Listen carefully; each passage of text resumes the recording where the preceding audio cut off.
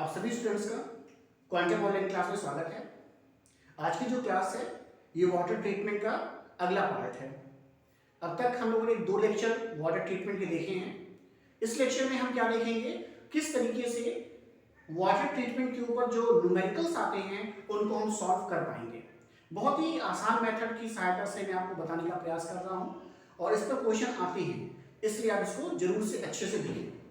सबसे पहले आप देखिए, ध्यान दें कि होता क्या है कि जो भी हार्डनेस है उस हार्डनेस को हमें कैलकुलेट करना पड़ रहा है कैल्शियम कार्बोनेट के इक्विवेलेंस में। इस फॉर्म में हमें कैलकुलेशन करना पड़ रहा है, यानी कैल्शियम कार्बोनेट के इक्विवेलेंस को हम कहते हैं समतुल्य के फॉर्म में, उसके बराबर हमें ये कैलकुलेशन करना होता है। और जब कैलकुलेशन करते हैं तो उस कैलकुलेशन में क्या क्या चीजें आती हैं, तो कैलकुलेशन में क्या होता है, हम कहते हैं मास ऑफ सॉल्ट, यानी जो भी लवण होगी उसकी मात्रा लेनी होती है और जिस लवण को आप यहां ले रहे हैं उसका नीचे लिखना होता है उसका मॉलिक्यूलर वेट, यानी इसके नीचे लिखना क्या होता है, इसके नीचे लिखना होता है मॉलिक्यूलर वेट ऑफ किसका, सॉल्ट। तो सॉल्ट का मॉलिक्यूलर वेट लिखना होता है और फिर आपको मल्टीप्लाई किससे करना होता है, मल्टीप्लाई करना होता है मॉलिक्यूलर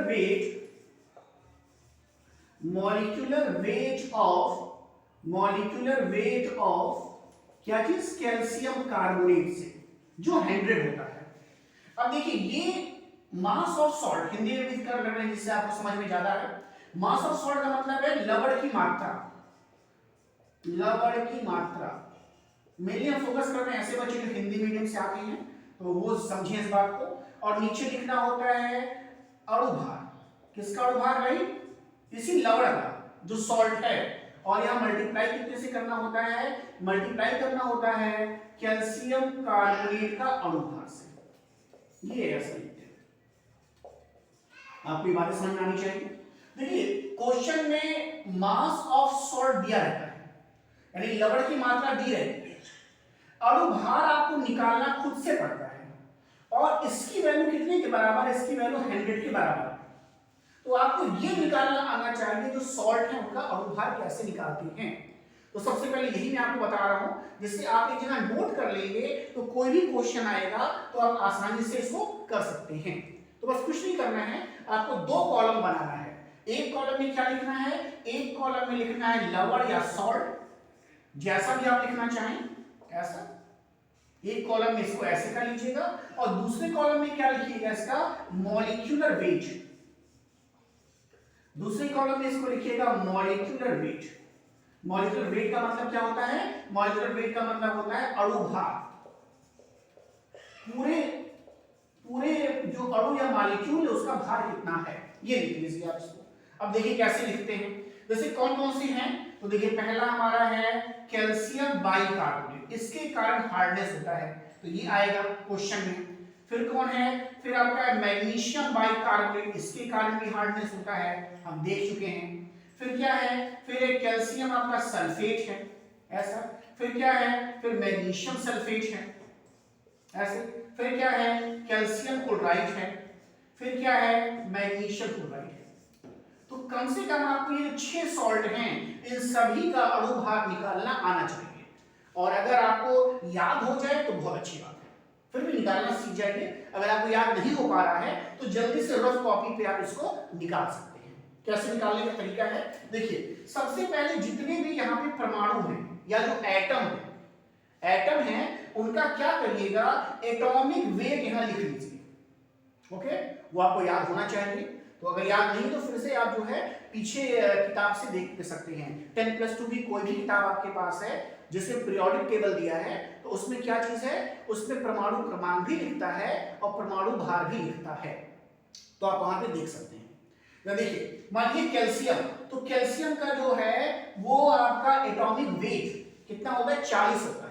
तो लिखा हमने 40, अब सबको प्लस करते जाना है। अब देखिए ब्रैकेट बना है तो हम भी यहां ब्रैकेट ऐसे बनाएंगे। देखिए हाइड्रोजन का 1 होता है तो हाइड्रोजन का 1 लिखिएगा ऐसे। फिर कार्बन का होता है 12 तो 12 लिखिएगा। ऑक्सीजन का होता है कितना, ऑक्सीजन का होता है 16। देखिए कितने इसके एटम है, 3 है, तो यानी 16 में 3 का गुणा कर दीजिएगा ऐसे। भाई एक एटम का 16 है तो 3 का कितना होगा, 16 गुणे 3। देखिए होल ट्वाइस का मतलब इसका पूरा डबल है, इस ब्रैकेट का डबल। तो अगर इस ब्रैकेट में जो भी चीजें डबल करनी है तो 2 से यहां मल्टीप्लाई कर लीजिएगा ऐसे। तो ये 2 मल्टीप्लाई में हो गया, यानी 40 हो गया प्लस 2, और ब्रैकेट के अंदर की सभी चीजों को जोड़ लीजिए। जोड़ते हैं, देखिए 16 गुणे 3 ये कितना हो गया 48, ठीक है, प्लस 12 और प्लस 1 जोड़ लीजिए, 8 to 10 and 11, 1 कैरी हो गया, 4 5 and 6 61। तो यानी ये कितना हो गया 61।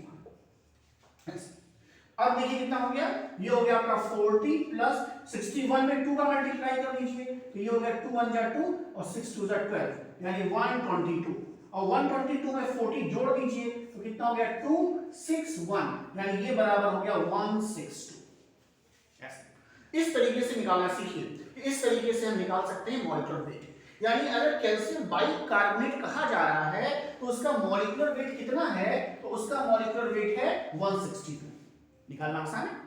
अच्छा अगली बात मैग्नीशियम बाइकार्बोनेट का, तो मैग्नीशियम बाइकार्बोनेट जब निकालना होगा तो देखिए अंतर कितने का है। देखिए बाइकार्बोनेट तो दोनों में बराबर है, बस कैल्शियम की जगह मैग्नीशियम है। इसका मतलब क्या है, इसका मतलब है कि मैग्नीशियम का आप लिखिए क्या चीज, एटॉमिक वेट कितना भाई, एटॉमिक वेट इसका है, तो कैल्शियम का होता है 24। 24 के बाद देखिए ये पूरा पोर्शन दोनों में कॉमन था, यानी 122 कॉमन आएगा, तो 122। क्यों 122 मैंने लिख दिया, क्योंकि 122 किसके लिए था, बाइकार्बोनेट के लिए था, तो यहां भी बाइकार्बोनेट है तो 122 यहां भी होगा। यानी कहने का मतलब है कि बस आपको 122 में 24 जोड़ना है, और ये हो जाएगा 4 2 6 4 and 1, यानी ये बराबर हो जाएगा 146 ऐसा। तो ये 146 किसके लिए है, इसके लिए है। थोड़ा मैं हटा देता हूं यहां से जिससे आपको कंफ्यूजन ना हो। देखिए यहां पे 162 किसके लिए है, 162 देखिए इसके लिए आ रहा है, इसके लिए आ रहा है 162 आ रहा है, और इसके लिए कितना आ रहा है, इसके लिए आ रहा है देखिए 24 प्लस 122 प्लस 122 ऐसा, ओके, और ये बराबर हो जाएगा 146, हाँ 146, तो ये 146 होगा इसका। कैल्शियम सल्फेट, अब देखिए फिर से कैल्शियम सल्फेट का निकालिएगा और मैग्नीशियम सल्फेट के लिए कैल्शियम को मैग्नीशियम से रिप्लेस कर लीजिएगा।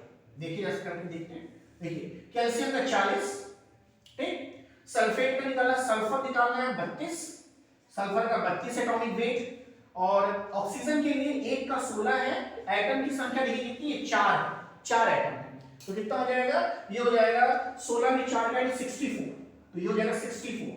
यहां पे जोड़ लेते हैं फिर से, इसको हटा देते हैं, ये हो गया काम हमारा, तो ये हो गया देखिए 64 हो गया, ये वाला पोर्शन प्लस 32, ये हो गया आपका 6 to 8, और ये हो गया 9, ये 98 के बराबर है ये वाला पोर्शन, यानी जो सल्फेट वाला पोर्शन 98 के बराबर है, यानी क्या हो गया 40 प्लस 98 ऐसा।